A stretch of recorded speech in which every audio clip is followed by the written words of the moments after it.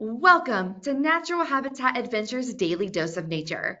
I'm your host, Brooke Mitchell, and today's topic is Jungle Safari Sounds, Exploring with Your Ears with NatHab Expedition Leader Aditya Panda. Oh, thank you so much, Aditya. Over to you. Thank you, Brooke, and hello, everyone. It's been a while since I last presented. I hope you've all been having a great time indoors or outdoors. And I'm really excited to present today's webinar, which is a bit of an unusual topic, but it occurred to me suddenly as I was driving to a tiger reserve. And I just made a mental note, and here I am. I would strongly recommend that if you have headphones or any other alternate sound systems, especially if you're dialing in on your phones, that you use them. Because on today's webinar, we'll be listening a lot more than we'll be seeing. So it'll be helpful to have some headphones or things like that, good speakers on. Before we get into today's webinar, let me introduce myself for those of you who are watching one of my webinars for the first time, and for those of you who haven't traveled in the past. My name is Aditya Panda, and I have been guiding NatHab expeditions in India since 2016. I primarily lead what we call our tiger trips, which include the Grand India Wildlife Adventure, India Tiger Quest, and India Tiger Photo Expedition. When I'm not leading expeditions for NatHab, I am based in eastern India in my home state of Odisha. And here I make myself busy with conservation work, and I am deeply involved in the conservation of tiger and elephant landscapes in this part of India. So let's dive into today's topic. So, when we think of safari, when we speak of safari, people usually think of what they're going to see. You know, beautiful landscapes, amazing animals, interesting cultures, lots of photography. But something that they do not realize, and something that they probably don't even pay a lot of attention to, even while they're on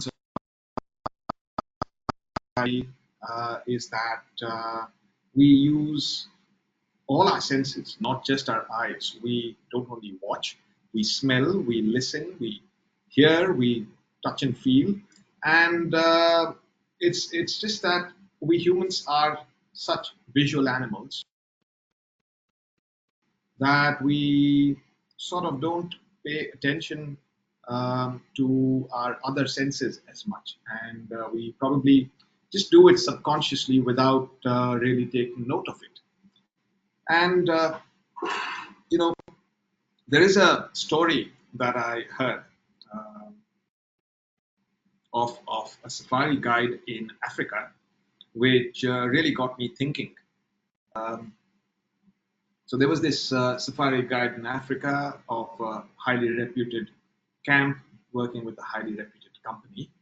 And he was told that he'd be getting a guest who would be arriving shortly and whom he'd be the private guide of. And, you know, all in a day's work for a safari guide.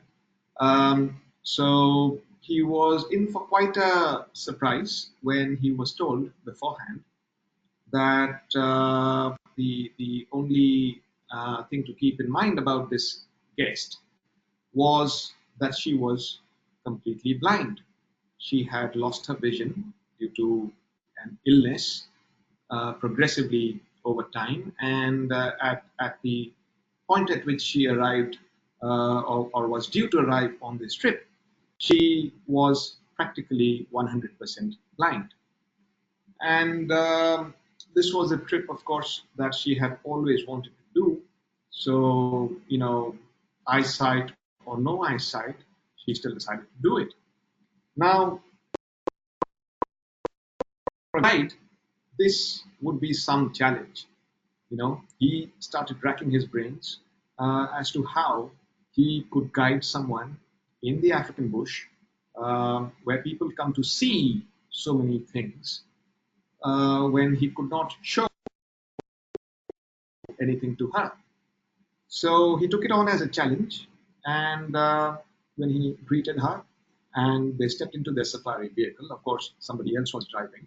When they stepped into the safari vehicle, our guide decided to blindfold himself, and they went on game drive. And he completely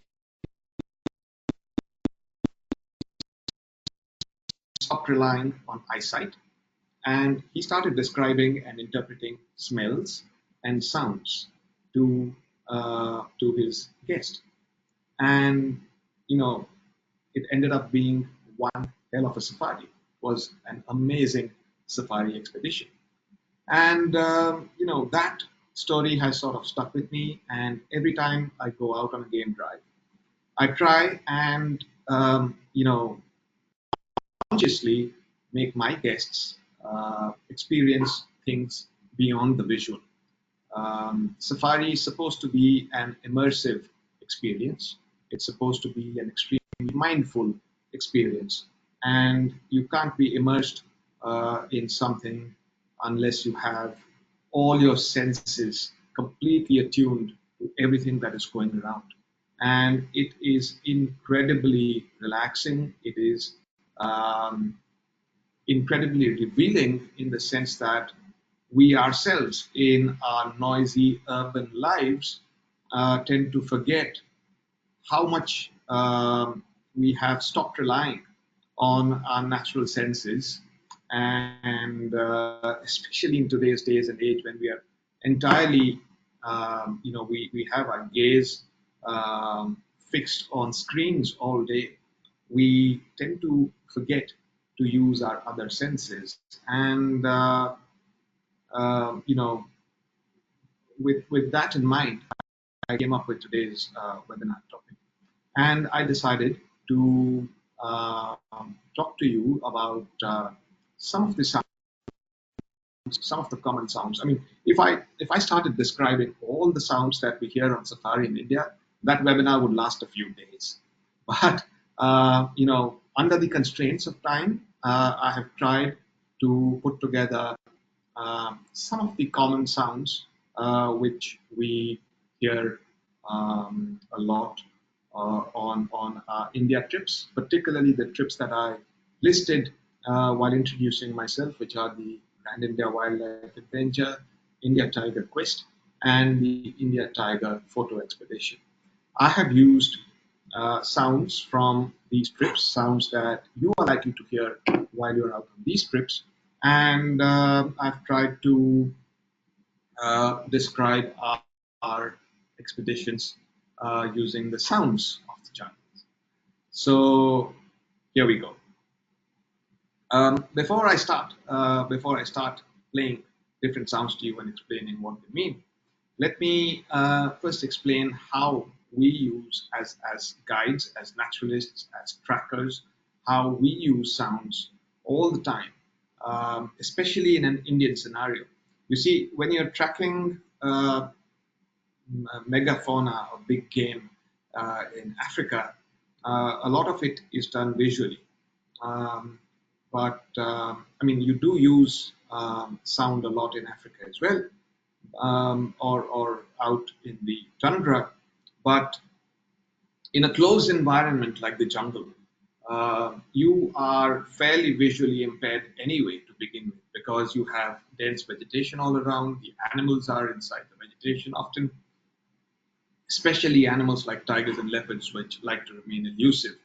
They're inside the vegetation. So you, as trackers, as guides, as naturalists, we tend to naturally begin to use our sense of hearing a lot.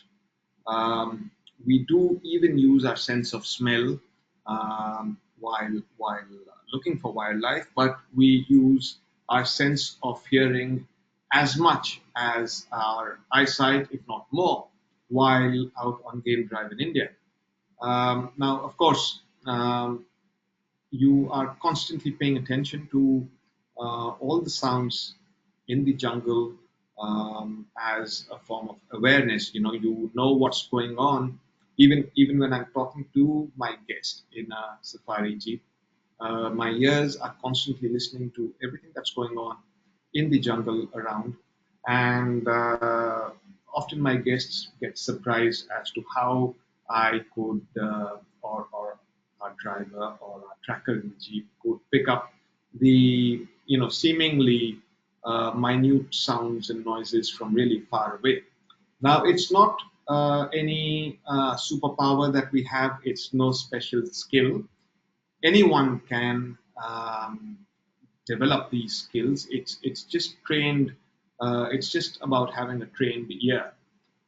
So when we are talking to each other while on a game drive, we are constantly in the background listening to everything that's going around. So that keeps us aware about what's happening in the jungle. What bird is calling, what alarm calls are happening, etc., etc. If another vehicle is approaching, which is fairly useful in exchanging notes while on a game drive.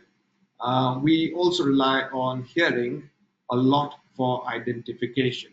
Now, birders especially know that you can be confused about a bird's identity. If you see the bird, it might look really close to something else, but might be something totally different. Similarly, with pictures of birds, you can get confused about their identity because if it's not a bird you're familiar with, it might look like more than one birds. You might have to refer to a book to actually be sure what bird it is. But if you know the bird's call, or if you manage to record the bird's call and then compare it to a database of recorded bird calls like you would have on the Merlin app, for example, then there is absolutely no way you can go wrong about it. If you know a bird's call properly, you can 100% identify it accurately without even seeing it. And of course, as we shall discuss in much greater detail in today's webinar, we use sounds a lot in tracking our elusive tigers and leopards. We rely a lot on the alarm calls of deer, of monkeys, of birds, of everything else in the jungle that gets terrified when a tiger or leopard is on the move. So, um, as soon as you arrive in Delhi, even while you are relaxing in a hotel, which is usually the beautiful Taj Mahal Hotel in the heart of Lutyens, Delhi, uh, this is a wildlife call, a wildlife sound that you will hear almost immediately as you walk the hotel's grounds or relax by the pool. You will hear this sound quite a lot. This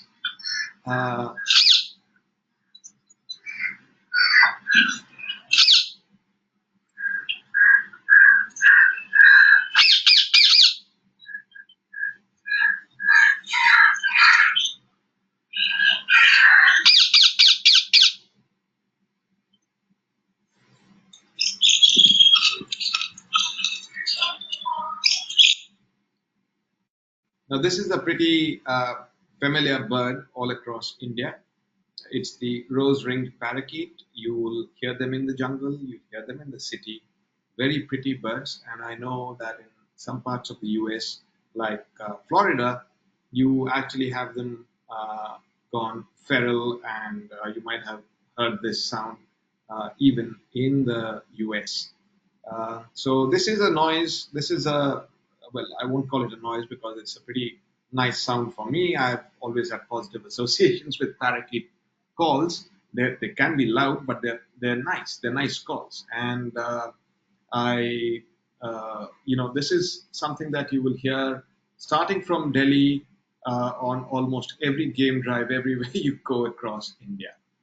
And once you are in our national parks, I mean, this is something that you might even hear in Delhi, but given our itinerary and given where we stay and the amount of time that we get to spend outdoors in Delhi, or the lack of so. You might not actually hear this, especially over Delhi's traffic.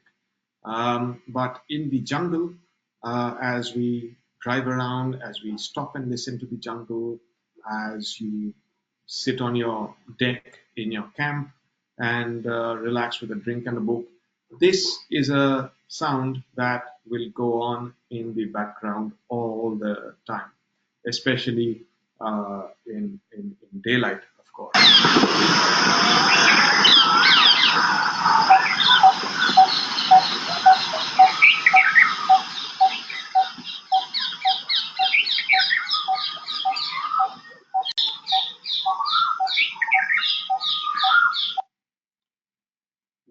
This little bird, is a tiny bird of the woodpecker family, or closely related to the woodpecker family. It's called a barbet.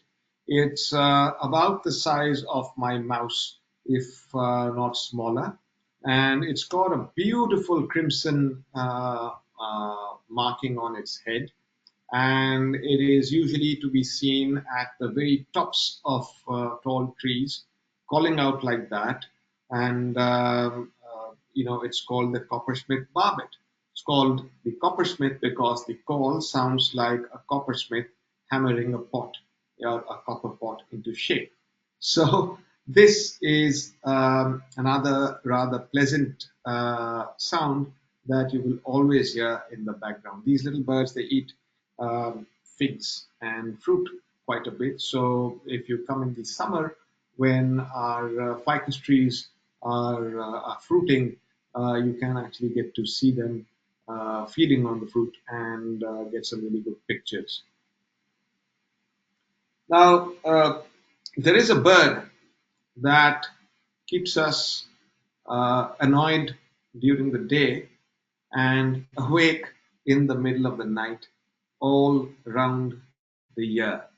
At you know In the daytime, they're fairly tolerable, but regardless of whether you're sleeping in your camp in the jungle, or whether I'm here at home in the middle of the night in the city, there is a bird that decides to start screaming its head off at the oddest of hours, and for good reason. We call it the brain fever bird. It's actually called the common hawk cuckoo.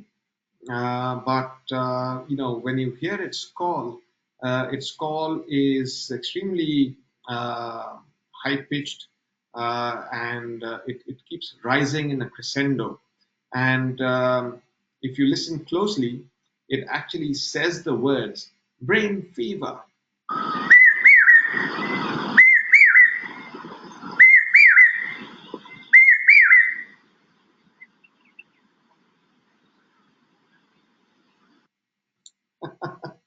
And actually, I didn't have a longer recording of that sound, but it just keeps getting louder and louder and more frenzied with each volley of calls. So, some naturalist, some ornithologist with a really good sense of humor decided to call the common hawk cuckoo the brain fever bird. Not only does it say it uh, in its call, but it actually seems to have brain fever. And not too distant cousin of the brain fever is this other cuckoo that likes to get quite drunk, especially in the summer. This little bird here is again very cryptic. Cuckoos are not usually easily seen. You see, they like to be perched in thick foliage, on tall trees, in branches, and they don't like to be seen as much as they seem to make themselves heard. And this cousin of the brain fever, cousin of the common hawk cuckoo, is called the Indian cuckoo. And the Indian cuckoo likes to have his gin and tonic all through the day, and doesn't seem to run out of drinks, and keeps asking for One more bottle.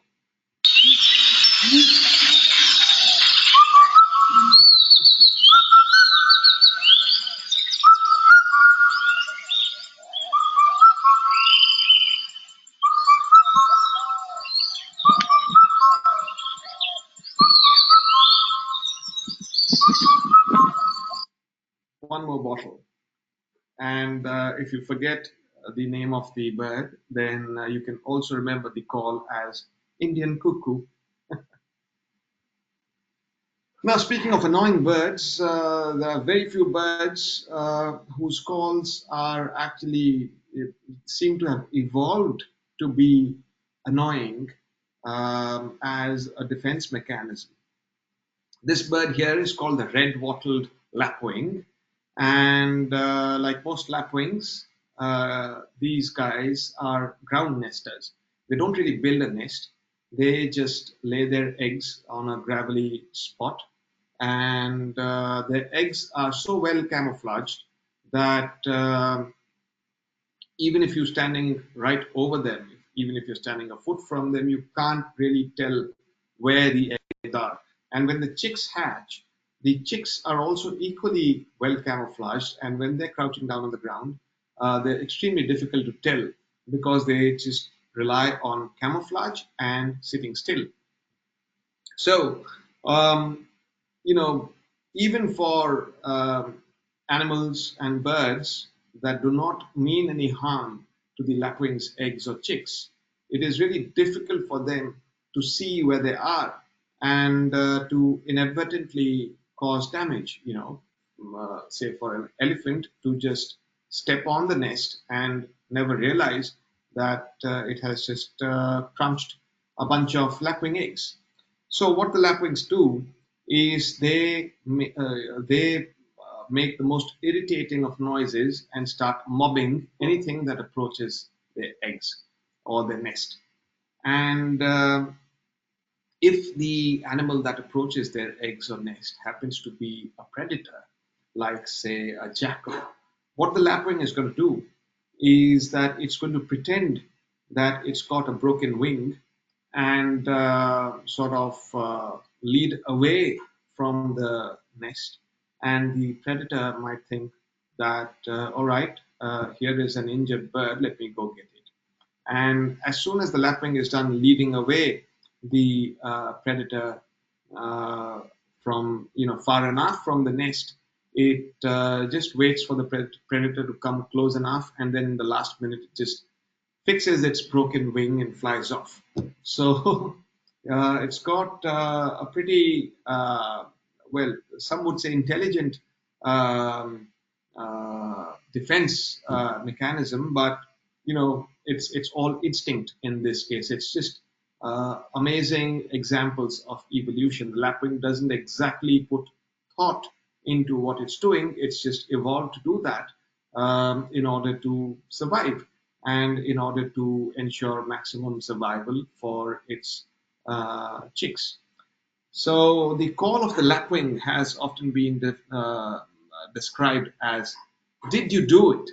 And then it answers its own question by saying, "Did it, did it, did it."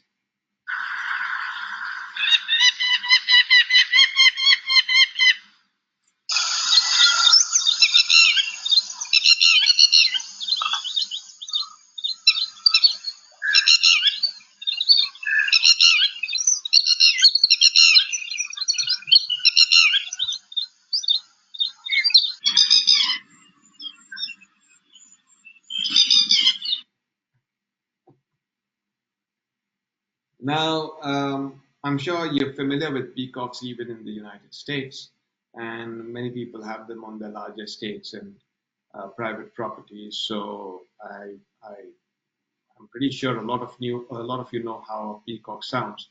But for those of you who don't, if you arrive in Tigerland expecting to hear tigers roaring and leopards sawing, and you happen to hear a very loud cat meowing all over the jungle, then it is in all likelihood Mr. Peacock that you have heard. So this is how it sounds.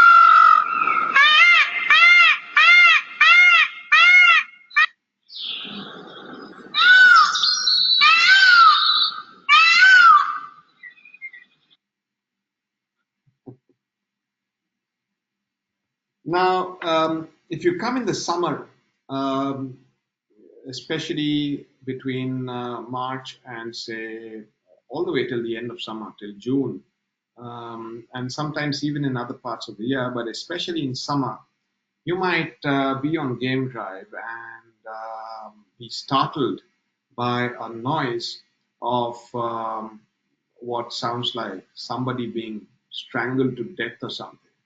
I've actually had people get a bit of a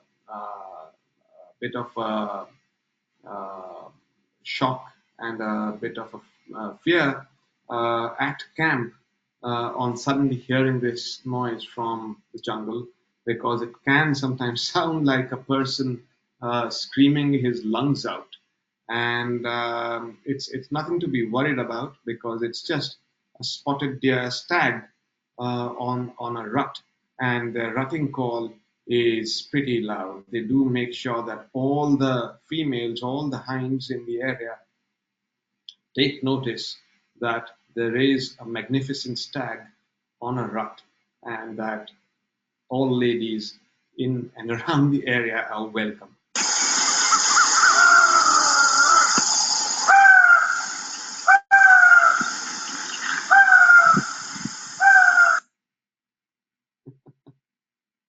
Can't blame people for getting a fright hearing that in the middle of the night from the jungle. Now, in Kanha National Park in central India, we have the last surviving population of the central Indian or hard ground swamp deer, also known as the Barasinga. And while the spotted deer come into rut mainly in the summer, although they can stay in the rut all year round, summer is when it tends to peak. The Barasinga famously comes into rut in the winter, and the rutting call of the Barasinga is, something that is closely associated with winter days and nights in Kanha National Park and Tiger Reserve. Now that the Barasinga is extinct from most of its range in central India, and the only large population remains in Kanha, this is a sound that has stopped echoing through winter nights and days in the rest of central India, but can still be heard in Kanha.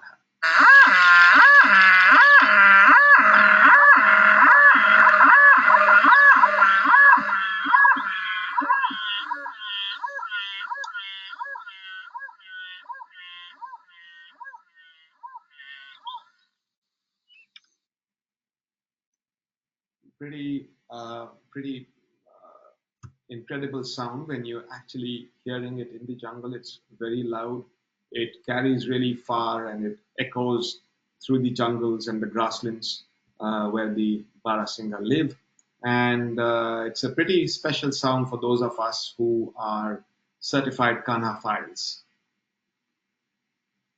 Now, I was telling you about how we rely on alarm calls for tracking big cats. I want you to watch this video and then I'll talk about it.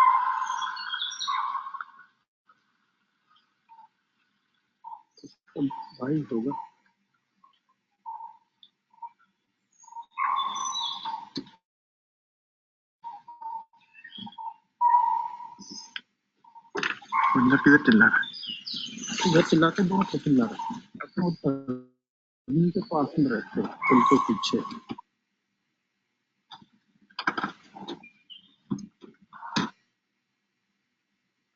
Now, apologies for the jumpy video. These are really large files that I'm trying to stream. But you can see how the palpable excitement begins to rise in the Safari Jeep as the calls that we are listening to rise in their frenzy. We are paying a lot of attention to alarm calls by deer and monkeys and birds in the jungle whenever we are tracking big cats. Now, tracking big cats is one of the most exciting things that human beings are capable of doing. and it floods your system with adrenaline. And every time you are driving through the forest, and especially at times when you are on the verge of giving up, there's one alarm call is all it takes to get the adrenaline pumping again, and excitement and hopes rising. And that's what alarm calls do to us. We are constantly listening to them. Now, alarm calls, as the term itself describes, are very different from the other normal calls that animals make. Alarm calls across species tend to be short and sharp, and you can feel and hear the anxiety in those calls. When we humans, for example, see something that scares us, we don't say, "Oh, tiger." We say, "Tiger." And that's exactly what the animals do. They have particular sharp, short, and very, very anxious calls for when danger is around. And there are a number of animals that give out alarm calls. Um, of course, almost every living thing gives out alarm calls when the top predator, the tiger or the leopard, walk or are on the move. But then you would not rely so much on the alarm call of birds, because birds would give alarm calls even when they see a jungle cat or a snake. But when deer and monkeys in particular start giving alarm calls, we start paying a lot of attention. And now I'm going to show you what the alarm calls of the most prominent animals that we listen out for sound like on an Indian safari. Now, here is a spotted deer. Spotted deer are the most common, the most widespread, and the most numerous ungulates that we usually find in most places that we visit. And being the most numerous, they're also the most likely alarm calls that we might first hear when out on a game drive. And their alarm call is quite unmistakable. It is high pitched and very distinct call that we earlier heard in the video that I just showed you. Now I'm going to play what spotted deer alarm calls sound like.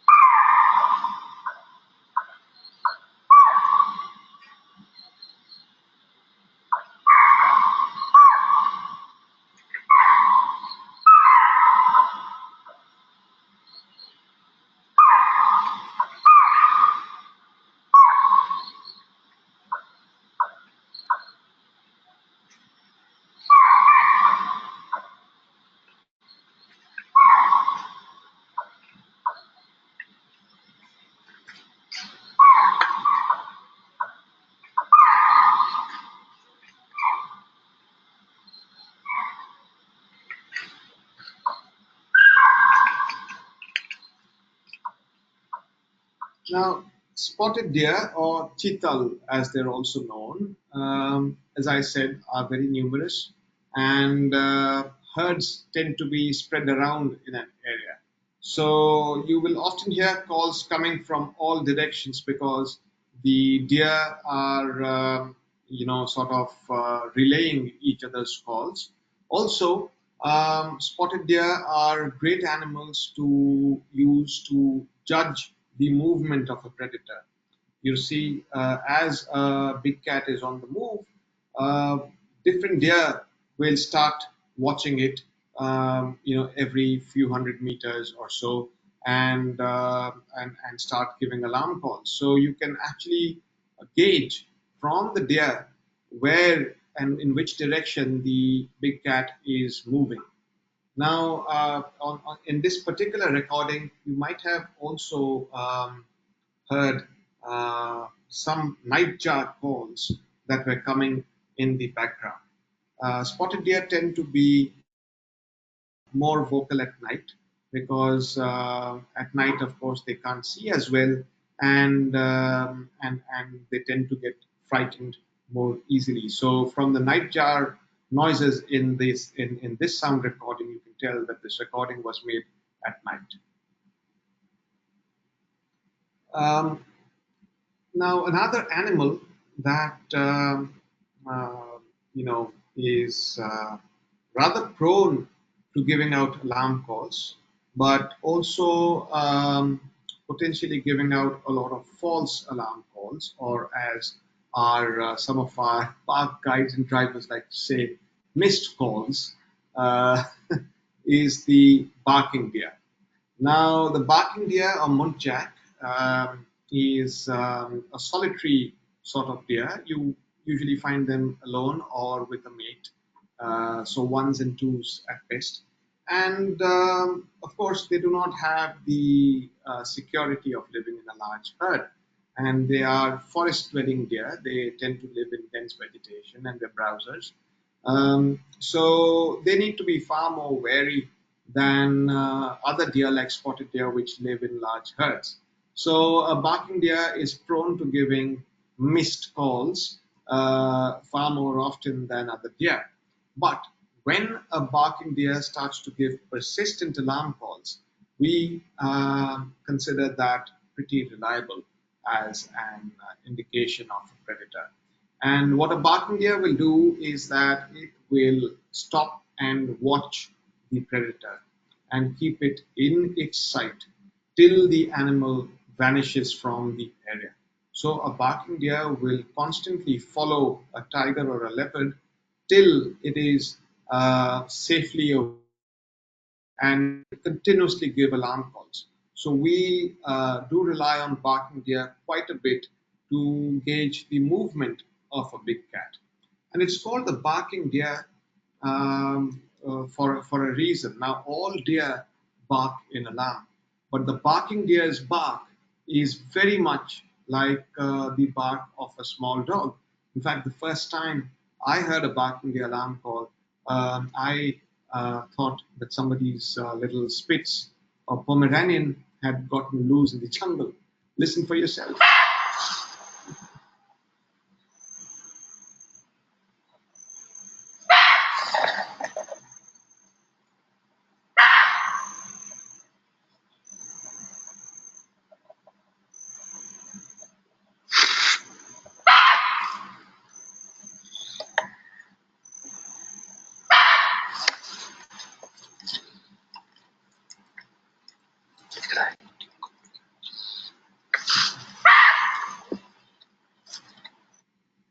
Just like a dog barking.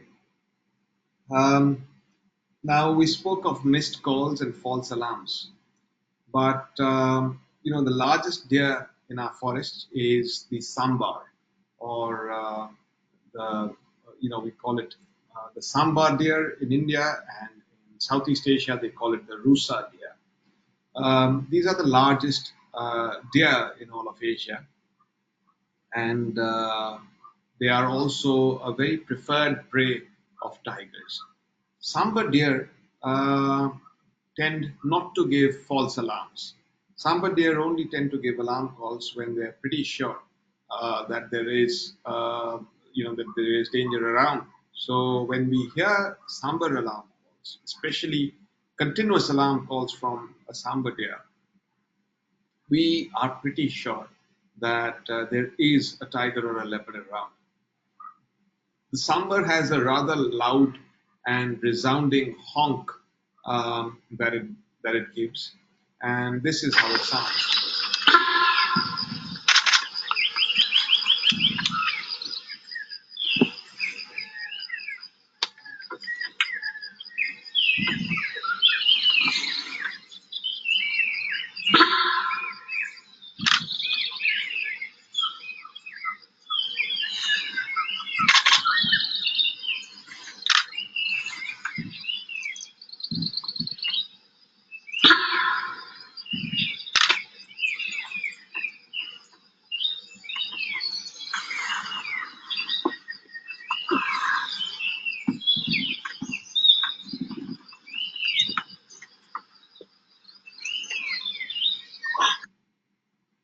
Now, deer they have excellent sense of hearing and an excellent sense of smell.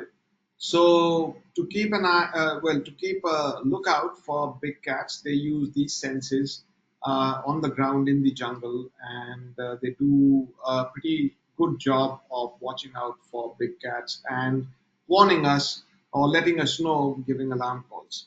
But we also need, a lookout on top of the watchtowers, which is the trees. So the langur monkeys, they serve as the sentinels on the trees who have a bird's eye view over the landscape, and they have far superior eyesight to the deer. And sitting up on trees, they keep a constant lookout and give out their alarm calls, which might sometimes sound as if you know, somebody is dying of a whooping cough. And hearing the monkey's alarm calls, the deer down below become alert, and vice versa. The deer, when the deer start giving alarm calls, the monkeys start getting alert and trying to get a visual on the big cat. This is what the langur alarm call sounds like.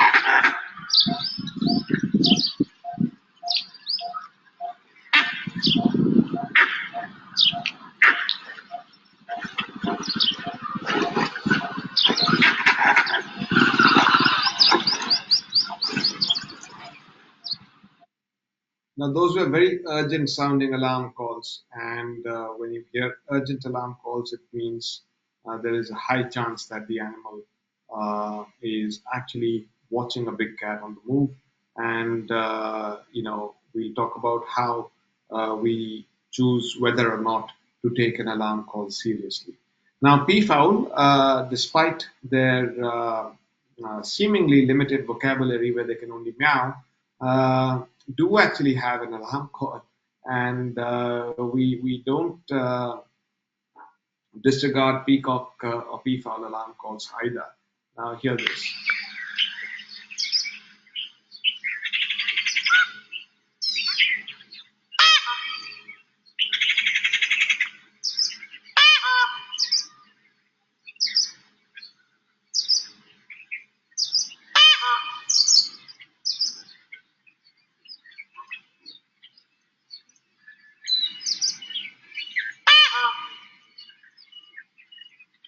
Of course, peafowl might give alarm calls even for eagles and snakes, but we always take consistent, continuous alarm calls very seriously when looking for big cats.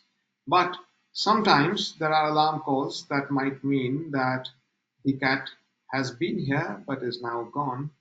and at other times they might mean that, false alarm. Now here is an example of what alarm calls look like when a big cat was there but is now gone. Now watch what this monkey does very closely. The video might be jumpy, but you'll still be able to figure out what the monkey is doing.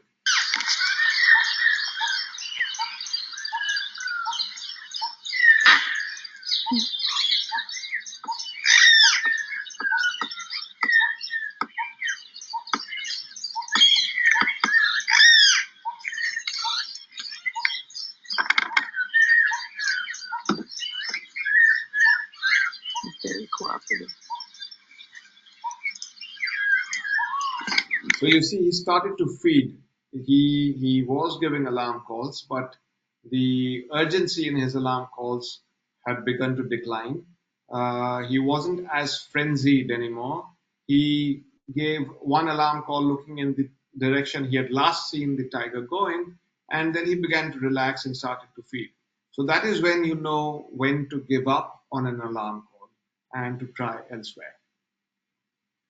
And of course, when you do your tracking well, when you listen to the jungle keenly, and when you follow the alarm calls, you get results like this. Now, in this video, you will actually get to hear the alarm call of a gaur, which I otherwise do not have a recording of, as the tiger walks away.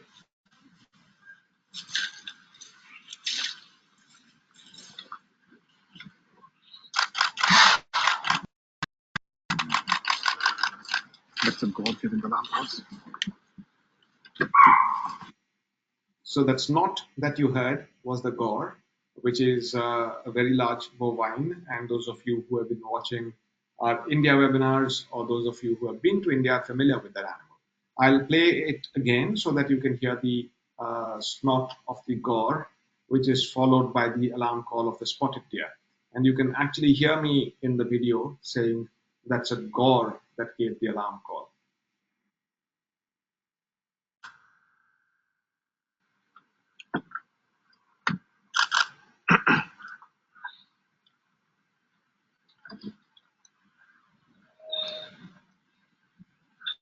Listen.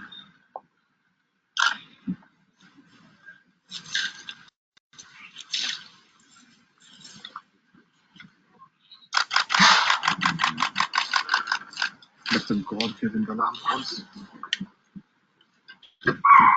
If you didn't miss it the second time.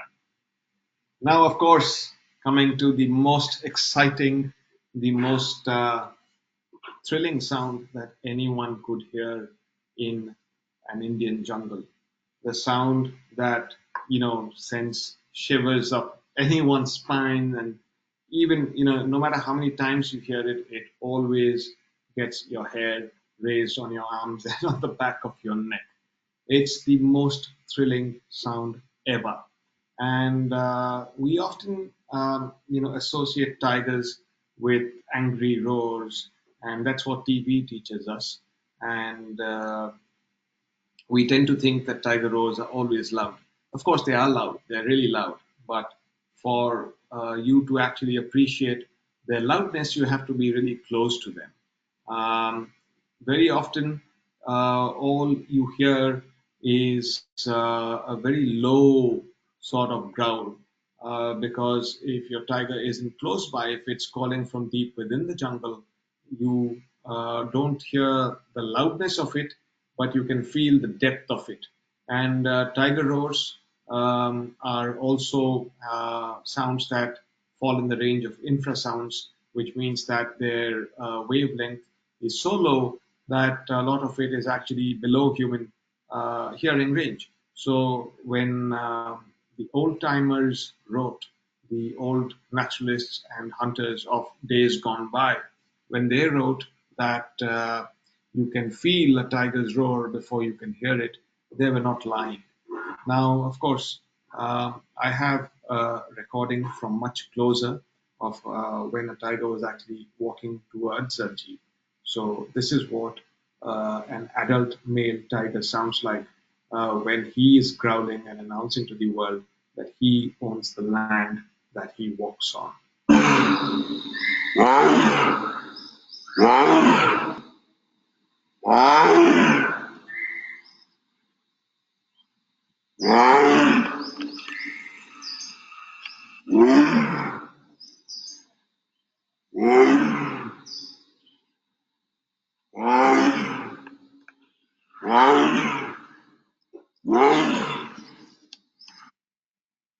The growling or roaring of a tigress sounds slightly different, and it takes a very subtle ear to be able to tell the difference. And even for the trained ear and people with a lot of experience, it's very difficult to tell out in the field. But here is what she sounds like.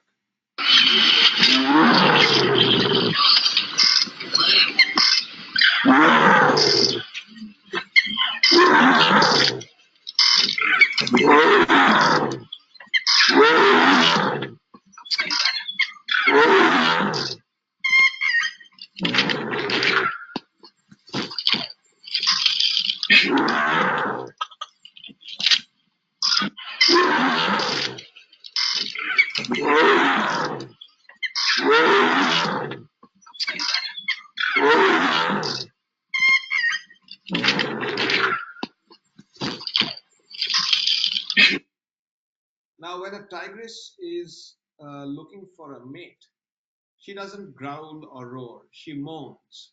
And the moan sounds very different from the growl or the roar.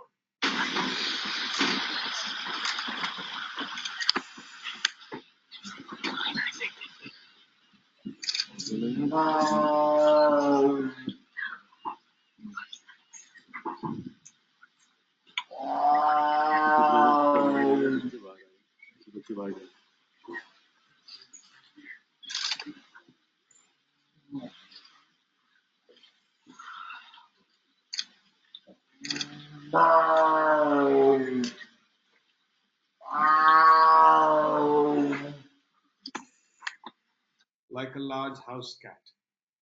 Um, and of course, tigers have a much wider vocabulary than the peacocks. So they have a very different call when a mother, a tigress, is calling her cubs.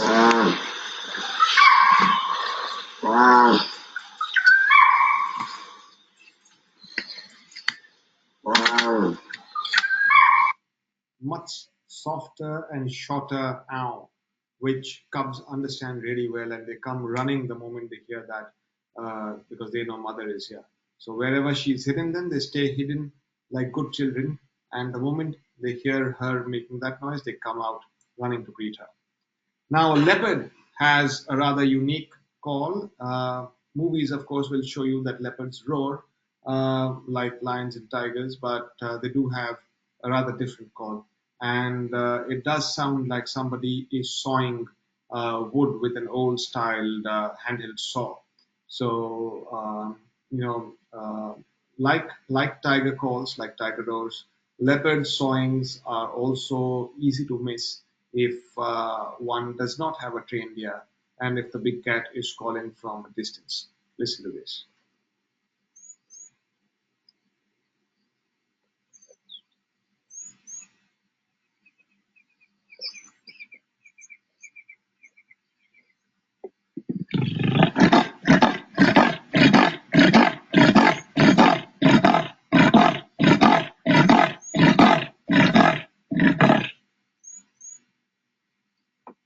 It's a really cool sound to hear on a late at dusk um, in a bouldery, rocky, hilly area, and the sound echoes through the hills, and it's amazing to hear. Now, everyone will tell you that an elephant trumpets, and again, so will the movies. But elephants, only trumpet when they're distressed, or if there are young calves playing around with each other in a herd and distressing each other, basically bullying each other. Otherwise, elephants they do have a very wide range of sounds that they make.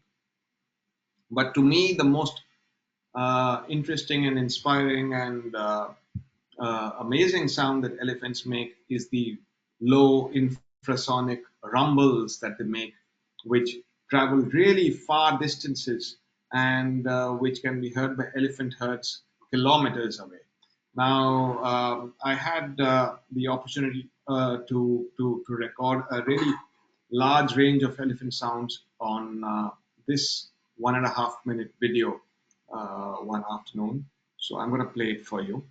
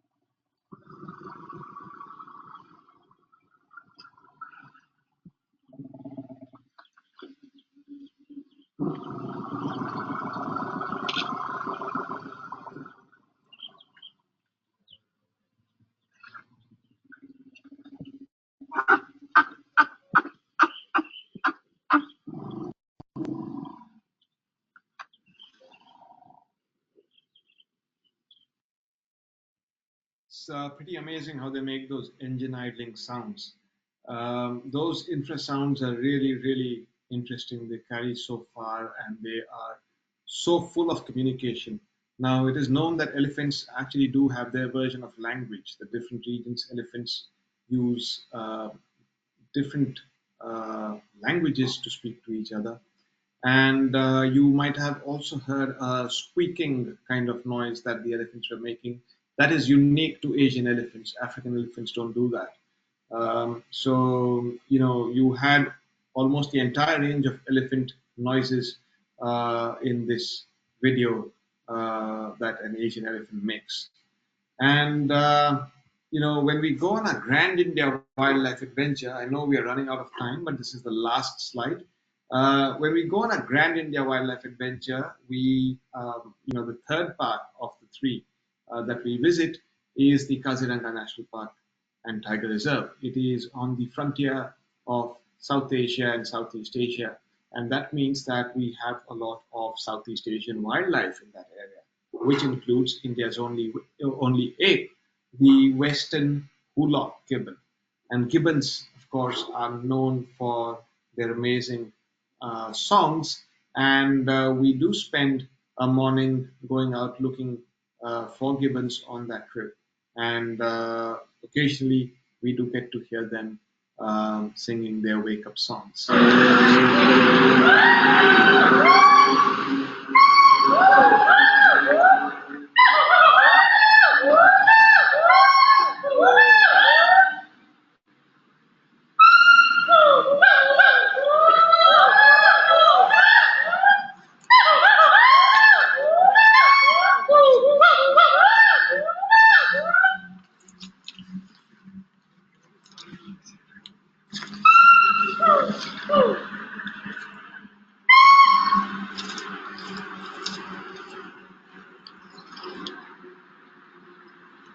Now, all of these sounds were, or most of them, certainly the gibbons, were recorded on NatHab India expeditions.